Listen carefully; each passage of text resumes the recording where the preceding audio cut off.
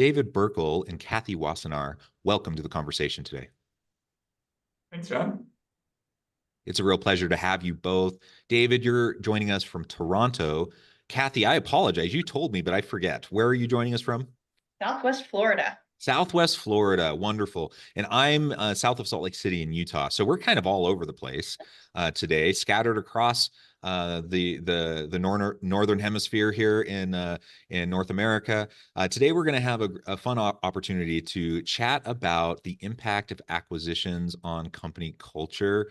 You know, as both a consultant and a professor, you know, in the HR and org leadership space, you know, these are the types of things I love to talk to my students about. I love to talk with organizational leaders about, because a lot of times, you know, leaders don't think about the culture aspect of these types of decisions. You know, they're thinking about the bottom line. They're thinking about, you know, the dollars and cents, which is important, right? Like, I mean, obviously that's an important part of thinking about acquisitions, but like, what are the long-term impacts in terms of culture? What are the long-term impacts in terms of the people that are left behind in the wake of these acquisitions, these mergers, and such? And so these are the types of things we're going to explore together today. And I think, given both of your backgrounds and expertise, I think it'll just be a really fascinating conversation. As we get started, I wanted to share bios with the audience. Cathy Wassenaar is CEO of NCT CaseWorks Software, and she'll share more about her background here in just a moment. And David Berkal is the CEO of Banyan Software, and he's an entrepreneur with experience in operations, M&A, strategy, sales, and marketing. Now, I'm going to pause and give both of you a chance to share a little bit more about your backgrounds. Cathy, I'll invite you to go first. David, next. Anything else you would like to share about your background, personal context, before we dive on into the conversation? Sure. My background with NCT really started my journey about 15 years ago. I was invited by the founder of the company to be involved in the early startup stages. Over the course of the 15 years, we did grow the business, and it was just a fun ride being number two. And my transition happened actually as part of our transition and acquisition by Banyan. Our founder was also the creator of CaseWorks Software. And so he really had the technical mind. And Banyan's idea was, you know, we should have you focus completely on the software, kind of soar where you're gifted. And we would recommend moving Cathy into the role of CEO. So that transaction happened to me, or transition, right at the point of acquisition. So a little over 3 years ago. Yeah, wonderful, excellent. David. Well, pleasure to be here. And as you mentioned, I'm the CEO and founder here at Banyan Software, and started the company 8 years ago now. And our model is Banyan acquires software companies all over the world that have dominant positions in niche markets. So Cathy's business, NCT CaseWorks, was one of them, a phenomenal business, and then can continue to grow since. And our model is a pretty interesting one. We've got this permanent home philosophy where we want to help our companies grow for life, protecting that brand, protecting the legacy as a result, and never have an intention of selling those businesses. So generally that model resonates with kind of bootstrapped founder-owned businesses where they care deeply about what happens after a transaction. Yeah, I like to say valuation is always important, but most of the founders that we work with, they care a lot about what's going to happen to the team and the customers. We've got founders who are the head of the industry association, or they vacation with their customers, or they have family members in the business, and they really do care, what's this going to mean for our employees after the business. So we've been around for 8 years now. We've done dozens and dozens of acquisitions, and excited to share more about the culture side today. Awesome. Well, thank you both for that background.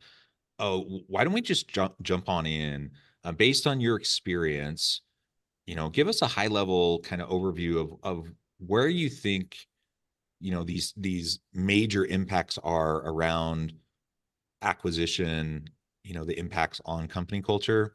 And then we can start to dig into the types of steps that businesses can take, you know, around, you know, strategically, approaching that and how they can maintain the type of culture they want, both in leading up to an acquisition, the aftermath, etc. Nice. Well, maybe I'll start off and then let you kind of tell the real story on the ground, Cathy.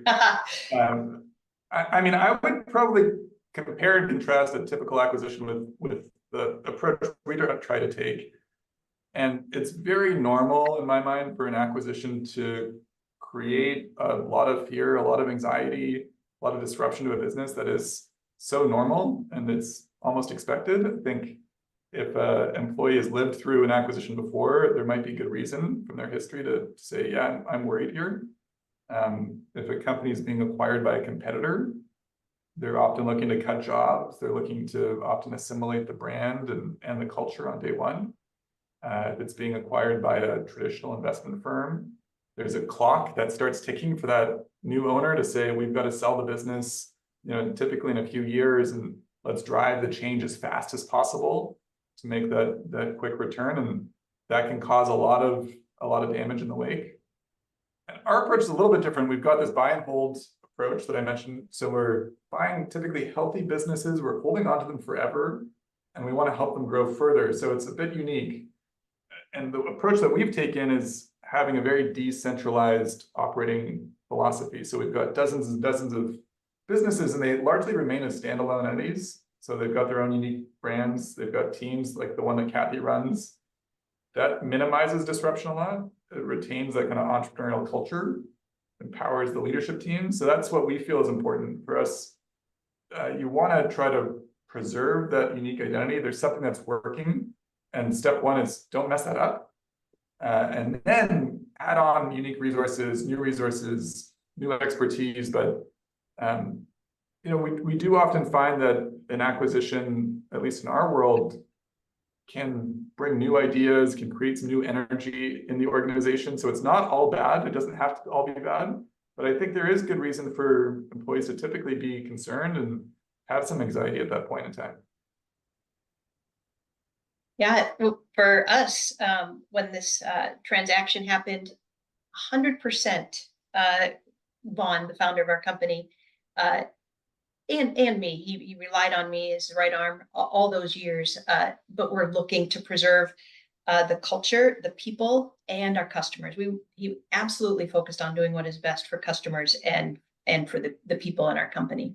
And so, we wanted to talk to 2 or 3 references to see that what we were being told during just part of due diligence, what we were being told during the process actually happened. And so we got 3 great references. And since that time, I've been called by prospects that were thinking of being a transaction and folding into the Banyan family.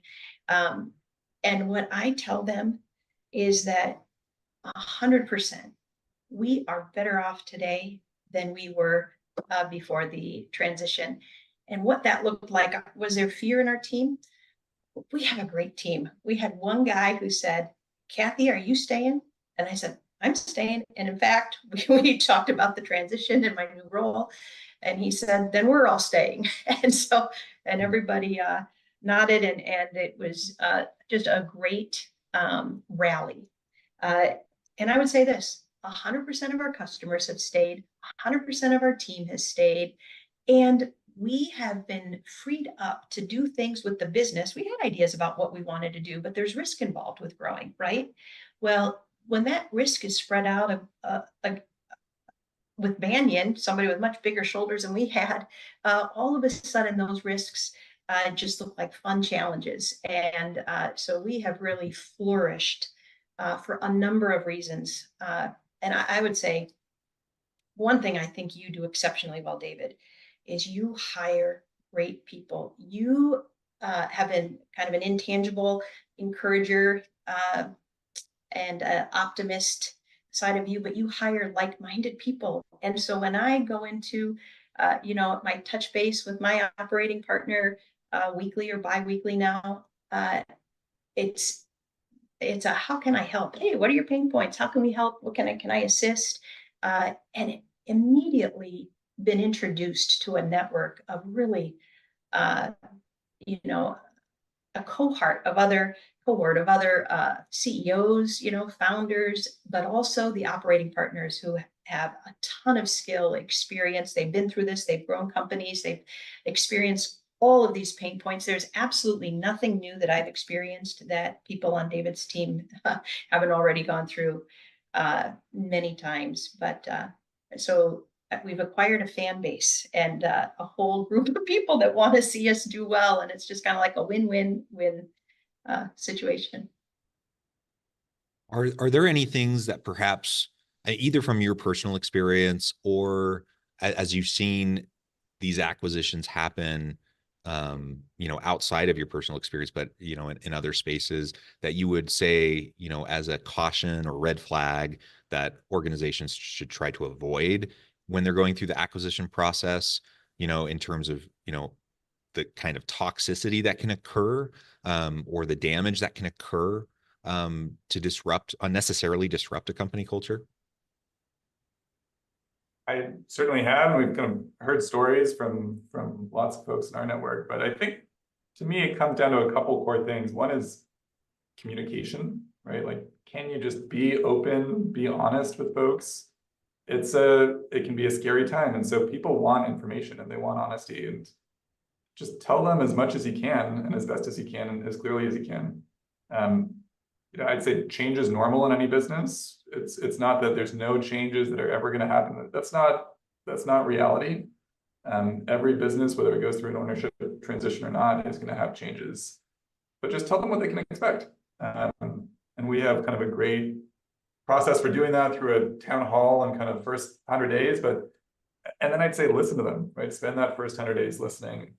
Don't ignore the concerns or worries that people bring up. For us, each of our companies has a really unique culture. So there's not one Banyan culture that all of our companies kind of assimilate into. Cathy's team has a really unique culture. We've got one company in Texas that might have, an employee base that's been working together for 25 or 30 years.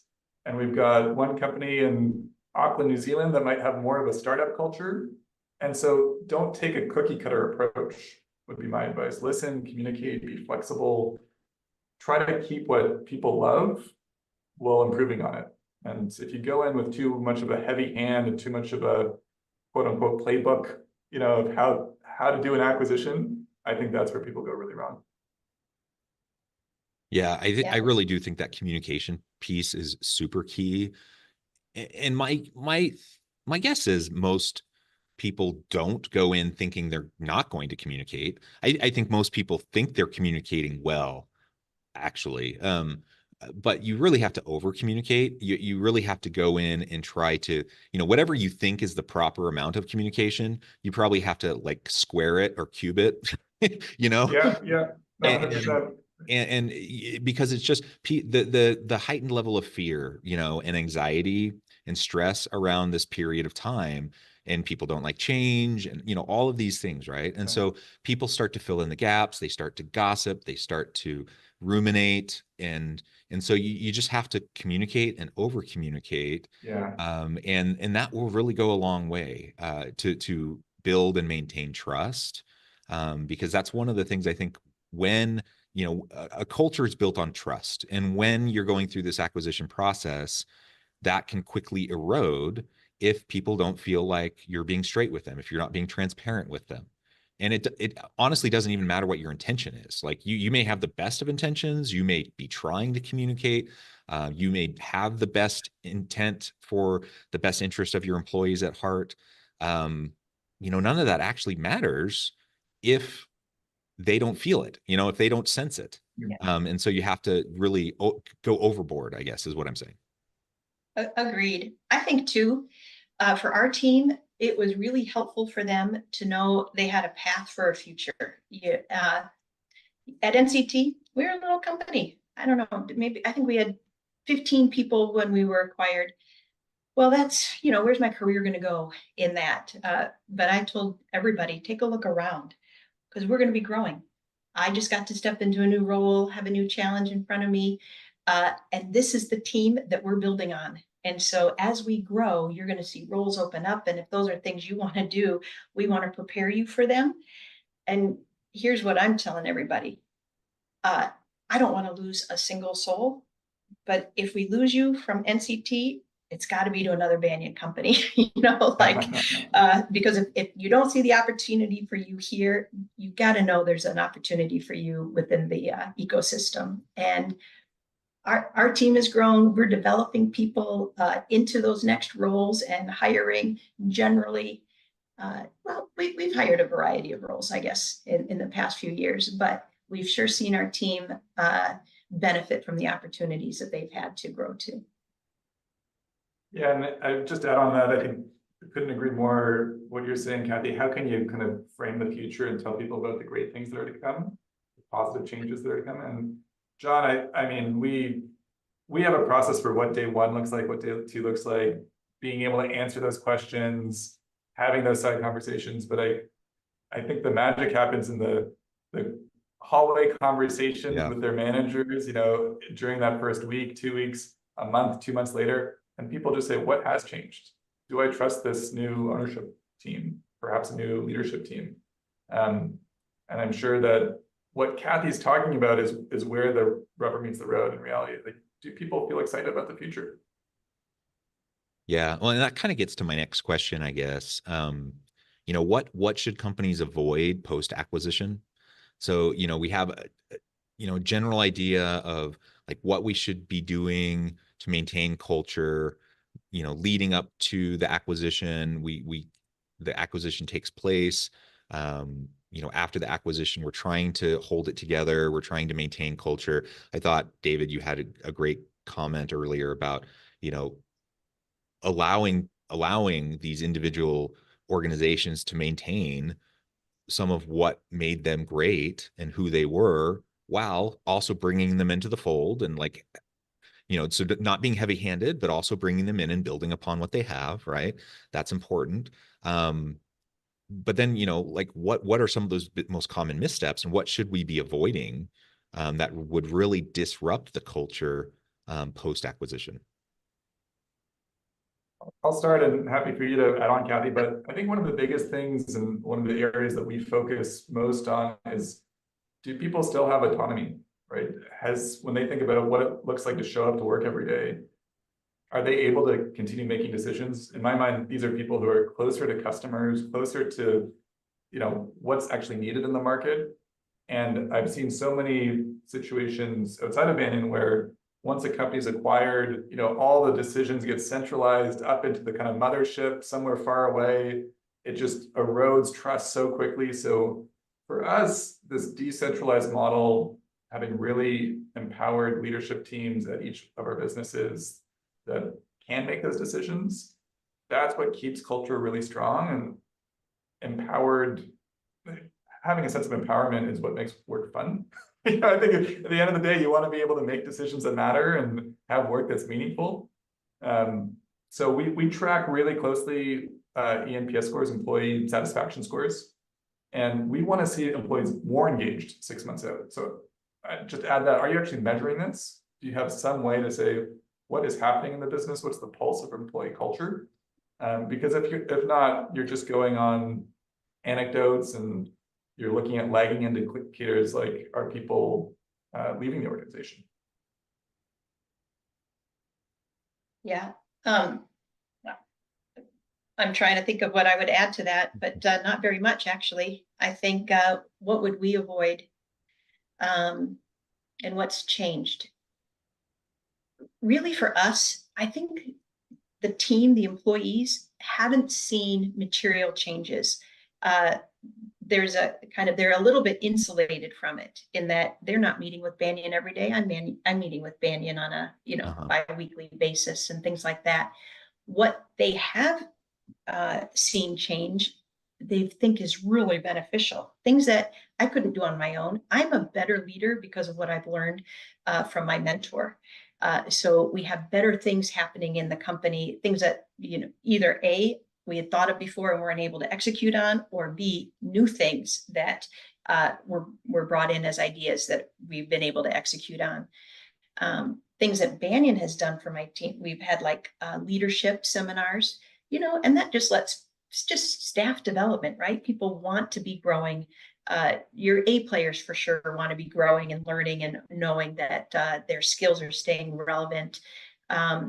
They have cohorts. So our customer success team, our sales team, our technical teams, our support leads, they all get to meet with their Banyan peers and learn from each other and from industry experts. So for us, I really haven't spent time focusing on what to avoid. I've just taken that, what can we do, and tried to do it on steroids kind of a deal. There's just so many good opportunities. It's hard to let any one of those good things pass us by, you know. Well, I think that's the ideal, right? So you've seen this acquisition as a real opportunity to build upon the strengths that you had, to really open up new opportunities. I've heard the word empower several times in this conversation. That's what we all want. We all want some autonomy, and we all want to be empowered to do our best work. We all want to be excited about showing up to work and to do cool stuff.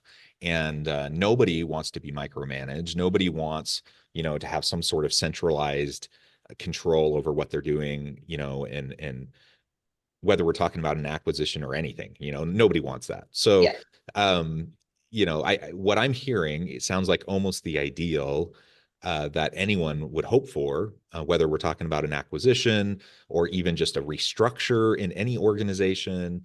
So I think these are some really great lessons. Last question before we start to wrap up.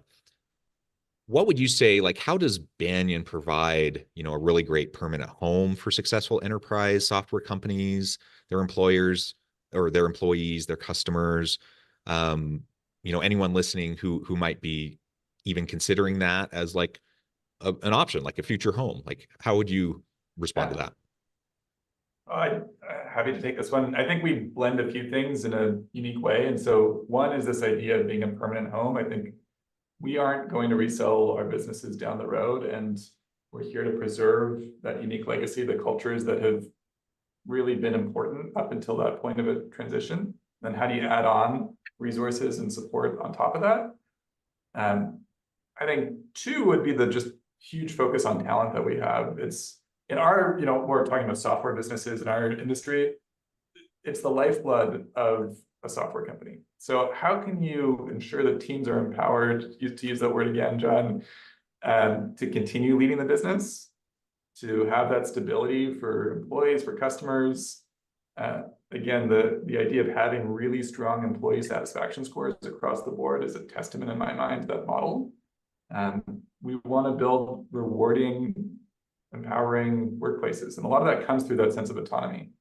And then the third piece I'd touch on is just combining this idea of the permanent home, the focus on talent, with best practices and operating support. So as Cathy was saying, can you get expert level support on the issues a company is going through, whether that's growing a sales and marketing team, getting finance or HR support that maybe a company didn't have before in a certain way, revamping a product roadmap, or hiring is a huge piece that we help our companies on, especially around technical talent.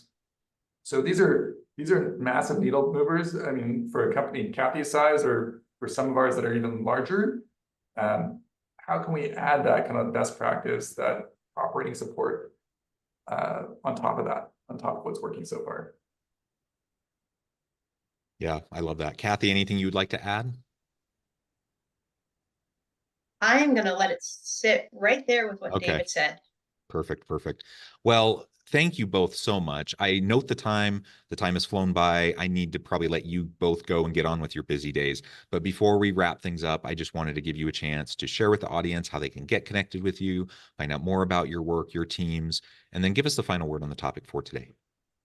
I would say, if you are considering a transaction, M&A or sale acquisition for your company, and you want to talk to somebody who's been through it, feel free to reach out to me. You can find me on LinkedIn, Cathy Wassenaar, CEO of NCT CaseWorks, or you could find me through the Banyan software website too, I'm sure. Just ask somebody there for my information and they'll share it out with you. Happy to walk through what our experience has been. Awesome. Thank you, Cathy. And David. Yeah, pleasure. It's been great being on the show today, and likewise, you can reach out to me on LinkedIn, David Berkal, CEO of Banyan Software, or learn more at banyansoftware.com. I'd say, just as a final thought here, I mean, these are really important moments, sometimes the most important moments in people's professional lives, and we take it really, really seriously. And it's an emotional moment when you find out that your business has changed ownership. And often for reasons, it does scare people, and it does bring up fear and anxiety. And fortunately, we've developed a way to do that really well, we think, and to move the company forward in a really great way that protects that culture. But hopefully we've been able to share some of the ways that we've been able to do that, whether people are thinking about transaction or not. You know, these are just critical moments, and we'd love to be able to share what we've learned with the wider world. Wonderful. Cathy, David, thank you so much. It's been a real pleasure. I encourage the audience to reach out, get connected, find out more about what Cathy and David's teams can do for you. And as always, I hope everyone can stay healthy and safe, that you can find meaning and purpose at work each and every day. And I hope you all have a great week.